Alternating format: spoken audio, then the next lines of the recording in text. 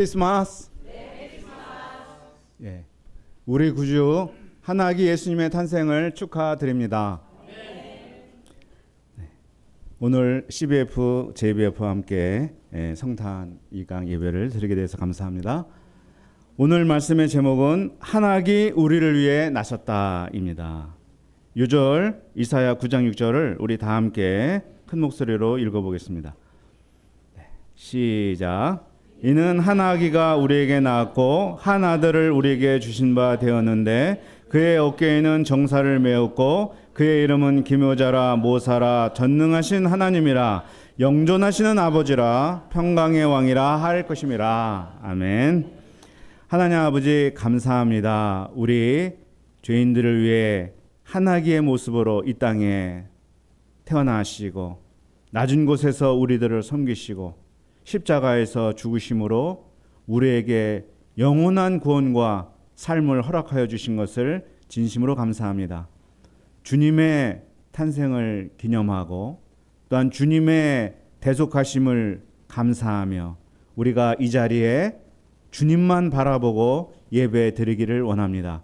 성령으로 함께 하셔서 이 자리가 주님의 은혜로 충만해지는 예배 자리가 되게 도와 주시옵소서. 감사하며 예수님의 이름으로 기도합니다. 아멘. 네, 우리가 지난 시간에 한아기 배우기 시작했는데 한아기 이름이 뭐였습니까? 임마누엘이었습니다. 한아기 이름은 임마누엘. 인간은 악하지만 그럼으로 하나님은 임마누엘 아기를 우리에게 주셨다. 인간이 악하기에 그러므로 하나님의 함께하심이 필요했다. 그래서 약속하신 한 아기가 우리를 위해 이 땅에 태어났습니다. 자고로 아기의 탄생은 많은 사람에게 기쁨을 줍니다. 아브라함과 사라가 25년 만에 얻은 이삭이라는 아기, 그 이름이 웃음이라는 뜻을 가지고 있지만 얼마나 많은 즐거움과 기쁨을 주었겠는가 우리가 알죠. 또 그 이삭이 리브가와 결혼해서 20년 만에 얻은 야곱과 에서라는 아기, 그들은 전부 하나님이 우리와 함께 하신다는 증거였습니다. 또 사무엘의 엄마 한나, 그 한나에게 사무엘이라는 아기, 그 아기는 여인의 한을 풀어주고 그녀의 인생을 하나님이 버리지 않으셨다는 증거였습니다. 또 우리 누가복음 1장에 나오는 사가랴와 엘리사벳 부부에게 요한이라는 아기, 그 아기도 하나님이 그들과 함께 하시고 기도를 들으신다는 증거였습니다. 성경에서만 아기의 탄생이 기쁨이고 하나님이 버리지 않으셨다는 증거입니까? 우리 주변에도 많죠. 오늘 안타깝게도 열이 발생해서 예성이가 오지 못했는데 예성이의 태어남이 기쁨이 되었습니다. 네. 또 우리 미국 타우스인데 정마가 선교사님 가정에 10년 만에 태어난 로이의 탄생이 큰 기쁨이 되었습니다. 그들의 탄생은 부모만 아니라 가족과 주변 이웃들에게 기쁨과 즐거움이 되었습니다. 예성이와 로이가 한 것은 아무것도 없습니다. 태어난 것뿐입니다. 뭔가를 해주어야 기쁨을 주는 것은 아니고 이 땅에 와준 것만으로도 기쁨을 줍니다. 존재만으로 주위에 기쁨을 주는 존재가 바로 아기입니다. 아기를 무시하지 마십시오. 작고 연약하지만 그냥 들어누워만 있어도 그들은 주변을 환하게 비추는 힘을 가지고 있습니다. 자, 이사야서는 구원자를 거인이나 사자 같은 동물의 왕으로 표현하지 않습니다.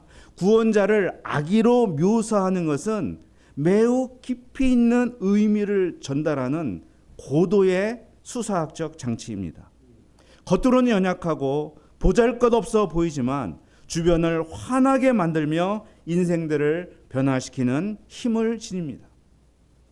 본문은 구원자로 오는 한 아기가 가져오는 영향력이 얼마나 큰지를 묘사합니다. 이것은 우리 예성이나 로이의 부모님들에게는 미안한 말이겠지만 그 아기들이 주는 힘과는 비교할 수 없는 차원의 영향력입니다. 우리를 위해 이 땅에 온 한 아기가 오늘 우리에게 큰 기쁨과 영원한 찬송이 되기를 기도합니다. 자, 1절은 이렇게 시작합니다. 전에 고통받던 자들에게는 흑암이 없으리로다. 옛적에는 여호와께서 스불론 땅과 납달리 땅이 멸시를 당하게 하셨더니 후에는 해변길과 요단 저쪽 이방의 갈릴리를 영화롭게 하셨느니라. 이 아기의 탄생으로 고통받던 자들은 흑암에서 벗어나고 멸시를 당하던 자들은 영화로운 삶을 살게 된다고 선포합니다. 이 고통과 멸시, 어떤 분들에게는 35년이 넘도록 지속된 고통이 있었습니다. 어떤 분에겐 가족으로 인한 고통이 있었고 또 장래 문제들로 인한 고통들이 있었습니다. 이 자리에 있는 CBF, JBF라고 고통이 없을까요? 전혀 그렇지 않습니다. 공부하느라, 친구들 문제, 심지어는 앞으로 내가 어떻게 부모님을 봉양할까 하는 것을 고민하는 CBF, JBF도 있더라고요. 이게 다 고통입니다. 고통도 고통이지만 고통이 언제 끝날지 모르는 게 더 큰 고통입니다. 그런데 하나님은 한 아기를 통해 어떤 고통도 영원하지 않고 어떤 멸시도 영원하지 않으며 반드시 그 끝이 있음을 보여주십니다. 그 아기가 올 때 고통에서 해방되는 것으로 끝이 아닙니다. 3절 말씀을 보겠습니다. 주께서 이 날을 창성하게 하시며 그 즐거움을 더하게 하셨으므로 추수한 즐거움과 탈취물을 나눌 때 즐거움같이 그들이 주 앞에서 즐거워하오니. 즐거움을 크게 더하시는데 즐거움이란 단어가 무려 4번이나 반복되고 있습니다. 엄청난 즐거움이라는 거예요. 여러분에겐 이런 즐거움이 있습니까? 있어요? 별로 없군요. 유구무원인 거 보니까 별로 없군요. 그러면 한번 꼽아 보십시오. 내가 몇 번이나 진정한 즐거움을 누려봤는가? 도대체 몇 년 전 이야기일까요? 재밌는 것, 짜릿한 것, 편안한 것, 우리는 그것을 즐거운 것으로 착각해서는 안 됩니다. 재미있고 짜릿하고 편안한 것은 반드시 지겹고 권태롭고 허무한 것으로 연결되기 때문입니다. 즐거움은 기쁨이라고도 말하는데 이것은 영혼의 문제입니다. 즐거움은 결코 돈으로 살 수 없습니다.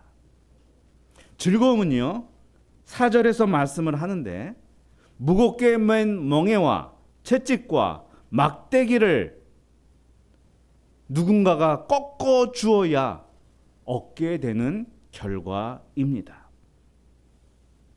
나를 무겁고 힘들게 하는 멍에와 채찍과 막대기는 무엇일까?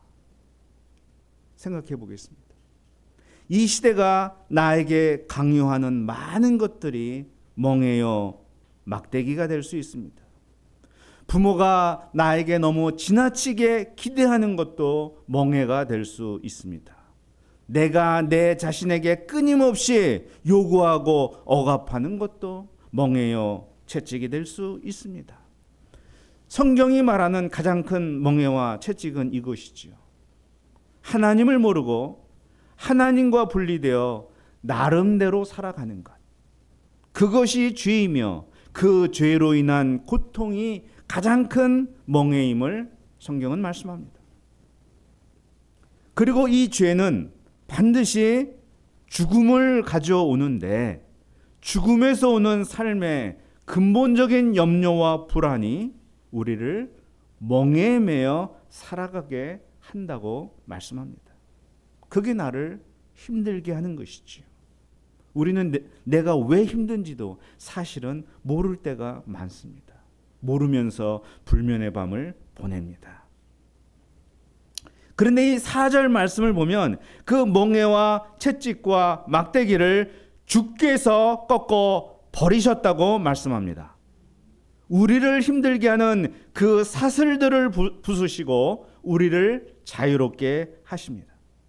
그것이 얼마나 신나고 통쾌한 일인지 미디안의 날과 같이 하셨다고 말합니다. 기드온이 300명으로 13만 5천 명을 물리쳤던 그날처럼 놀라운 역전 드라마가 우리의 삶에도 일어난다고 말씀합니다. 그러니 어찌 즐겁지 않을 수 있겠습니까? 이런 일이 어떻게 가능한가? 그것이 6절에서 말씀하는 거죠. 이는 한 아기가 우리에게 태어났기 때문이라고 말씀합니다. 그 아기는 한 아들이라고도 말합니다. 그의 어깨에는 정사를 메었습니다. 이는 세상을 다스리는 통치자이며 왕이라는 의미예요. 그는 5개 혹은 4개 이름으로 불립니다. 좀 더 정확히 말하면 그는 별명을 4-5개 가지고 있단 말이에요. 별명은 그 사람이 누군지 특징을 한마디 말로 정확하게 표현해 주는 것입니다. 여러분은 어떤 별명을 가지고 있어요? 혹시 자기 별명 해볼 분? 응? 정다니엘은 별명 있어요? 네? 우리 유겸이는 별명 있어요? 학교에서 서로 친구들이 부르는 별명들이 있을 텐데, 응? 지훈 없어요? 말 안 해. 예, 여러분이 말 안 하기 때문에 어쩔 수 없이 제가 말해야 되겠네요. 대학 시절 저의 별명은 골테리우스였습니다.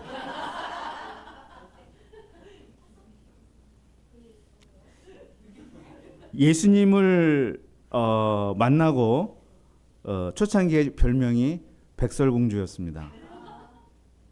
그리고 지금은 스펄전이 되었고 또 황금 입술이 되었습니다. 단지 사실 제가 붙인 게 아니고 사람들이 부르는 겁니다. 근데 이것이 다 다른 별명이 같은데 하나로 사실은 이어집니다. 똑같은 의미인데요. 백설공주는 무슨 말인지 알죠? 40년 전에 이제 불려졌던 당시의 개그이기 때문에 요즘하고는 통하지 않지만 100만인이 설설기는 공포의 주둥아리라는 그런 말이었는데, 예, 좀 이 설교 시간에 이런 말을 해서 좀 저도 좀 민망합니다. 예수님 믿고 제가 이제 말씀을 전하고 이렇게 하는 사람이 돼서 스펄전이라는 이름도 붙었고, 또 그 옛날 말씀을 잘 전했던 크리소스톰이라는 초기 교부 설교가가 있었는데 그의 이름이 이제 뜻이 황금 입술이에요. 그래서 골든 립스라고 누군가가 또 붙여주었습니다. 예, 40년이 지났어도 저를 보면 백설공주를 떠올리는 선교사님이 계십니다. 별명은 그가 누구인지 그의 인생 역정을 알려줍니다. 그러면 한 아기의 인생 역정을 담은 별명은 어떠한가? 첫 번째, 그의 별명은 기묘자 모사입니다. 자, 기묘자란 놀라운 분이란 말이에요. 예상을 뛰어넘고 상상을 초월하는 존재라는 것입니다. 우리는 이런 사람을 고수 혹은 달인이라고도 표현하는데요. 바둑 9단이 되면 50수 앞을 내다본다고 해요. 그가 두는 돌을 이해할 수 있는 사람이 하나도 없습니다. 그가 두는 수가 쉽게 읽힌다면 그는 고수가 아닙니다. 그런데 바둑을 두면 둘수록 그가 왜 고수인지 형국이 변화하는 것을 통해 사람들은 다만 감탄할 뿐입니다. 이게 기묘함이라는 거예요. 하나님이 그런 수를 둔다는 거죠. 하나님이 태초의 말씀으로 천지를 창조하셨습니다. 인간은 타락했지만 하나님은 메시아를 약속하셨고 그 나라를 회복하고 보존하고 완성해 나가는 일을 하십니다. 이것은 인간의 머리로는 도저히 할 수 없는 50수가 아니라 500수, 5000수 앞을 내다보고 두시는 하나님의 지혜입니다. 이러한 기묘함이 모사를 만났습니다. 모사는 상담자, 지혜자라는 뜻입니다. 그래서 원더풀 카운슬러, 놀라운 상담자가 됩니다.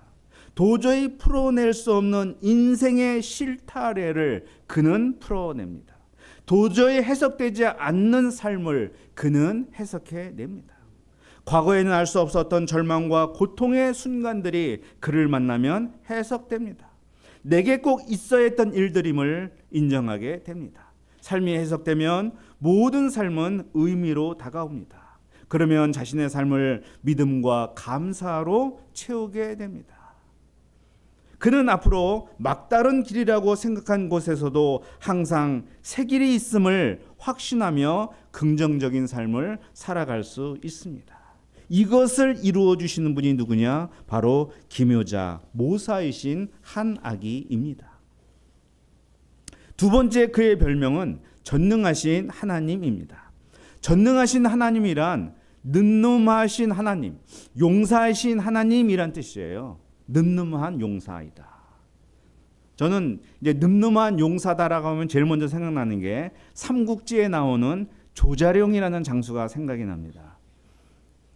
유비의 가족이 조조의 군사들에 의해 포위당했을 때 조자룡이 유비의 아들, 누구죠 이름이? 유비의 아들. 예. 유비의 아들 유선인데 유선이를 포대기로 쏴 몸에 묶고 수천의 무리를 뚫고 무사히 구해내오는 내용이 있습니다. 예. 유선에게 무슨 힘이 있었을까? 상황 파악도 안 되었을 것입니다. 단지 용사 조자룡의 등에 엎였다는 것만으로 그는 머리카락 하나 상하지 않았습니다. 용사 한아기는 그런 존재이죠. 아브라함이 낙심하고 두려워할 때 하나님은 그에게 나타나서 이렇게 말씀하셨습니다. 아브라함아, 두려워하지 말라. 나는 너의 방패요 너의 지극히 큰 상급이니라. 하나님은 앞장서서 그의 방패가 되어주겠다고 약속하셨습니다. 하나님의 앞장서심, 이게 용사되심의 특징인데 이스라엘이 애굽을 나온 날부터 가나안에 들어가기까지 40년을 하나님은 앞장서셨습니다. 그것이 어떻게 나타나냐면 그들이 언약궤를 앞세워서 광야길을 걸어간 것이 그 증거예요.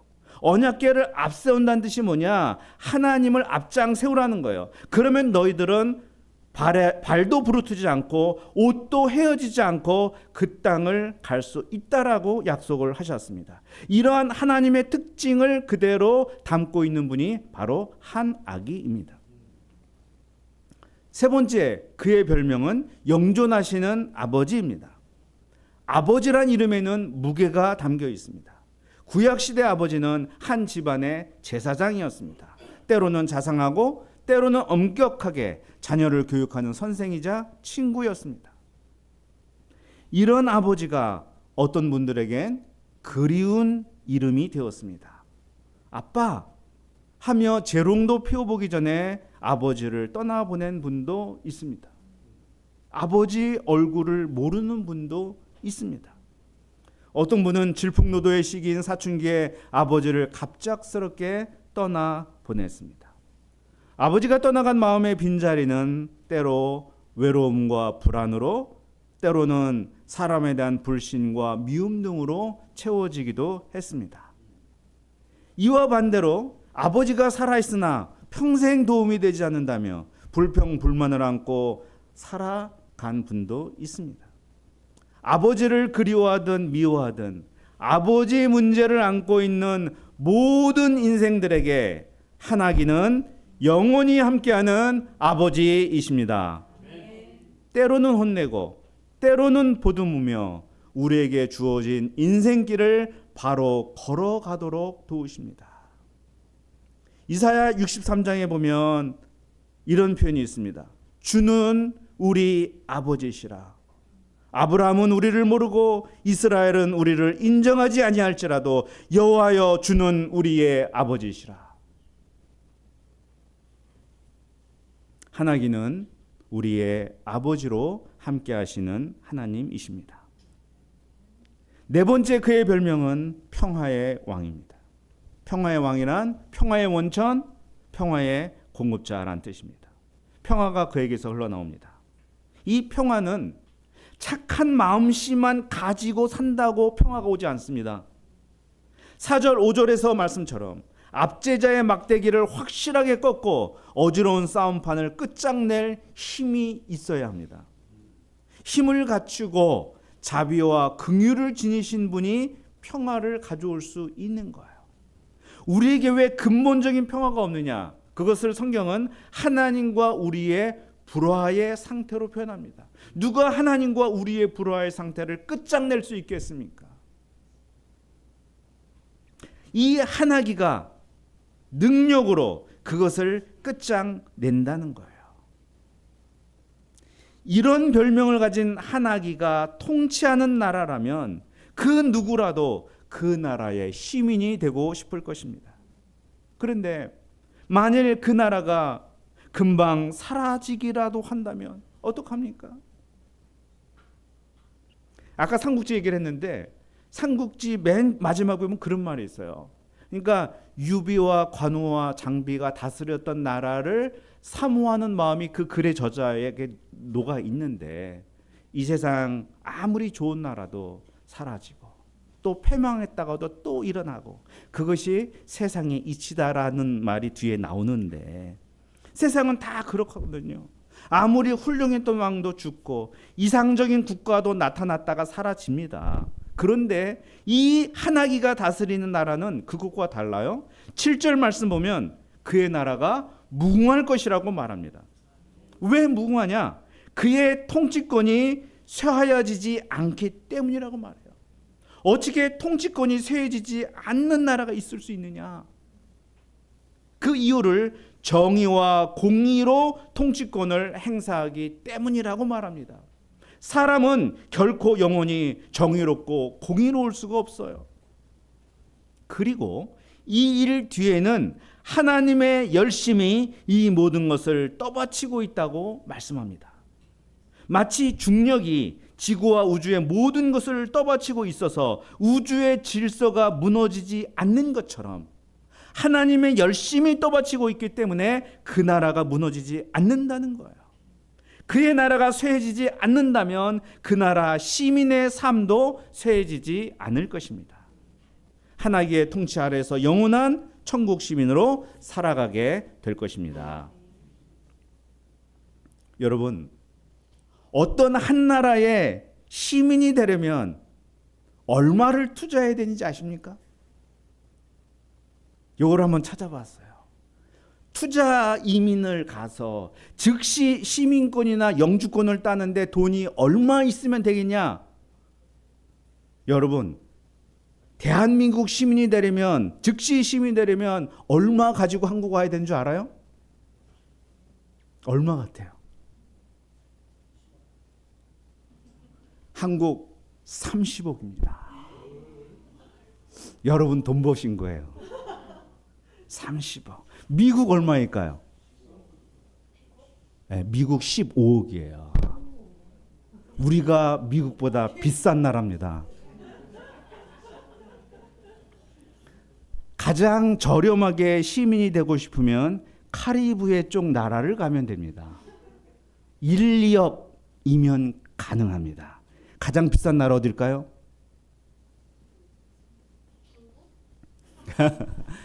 예, 싱가포르입니다. 싱가포르는 그 나라 시민이 되려면 100억을 가져와야 합니다. 그래서 천국은 가도 싱가포르는 못 가겠다. 그런 말이 있어요. 만일 이런 돈 없고 기술 없으면 그 나라 시민이 어떻게 될 수 있을까요? 평생 도망 다니며 몸으로 때우는 삶을 사는 수밖에 없습니다. 응? 평생 도망 다녀야 돼요. 과연 어느 나라가 평생 도망치면서도 살만한 나라이겠습니까? 우리를 전적으로 환영할 나라가 그 어디에 있겠습니까? 한 아기의 나라만이 투자금 없이 몸으로 때우는 것 없이 은혜로 즉시 들어가는 나라입니다. 그 나라는 정사와 평강의 더함이 무궁합니다. 그 나라는 정의와 공의로 영원히 보존되는 나라입니다. 하나님의 열심이 그 나라의 발전소입니다. 거기서 에너지가 계속 생산되어 그 나라는 영원 무궁할 것입니다. 그 나라의 시민인 우리의 삶도 영원할 것입니다. 이사야 선지자가 예언했던 한 아기는 2000년 전 이 땅에 탄생하신 예수 그리스도입니다. 그때부터 그의 나라는 건설되었고 지금까지 확장되고 있습니다. 그가 오심으로 갈릴리에서부터 구원의 빛이 맺고 제자들은 구원의 복음을 전하는 영화로운 인생이 되었습니다. 그를 만나는 자마다 죄와 질병과 죽음의 속박에서 해방되었고 새 생명과 자유를 얻었습니다. 성탄은 이 예수님이 우리와 함께 하시며 그 나라에 초대하고자 이 땅에 오신 사건입니다. 예수님은 사역 초기부터 우리들을 초청하셨습니다. 어떻게 초청하셨습니까? 회개하라, 천국이 가까이 왔느니라.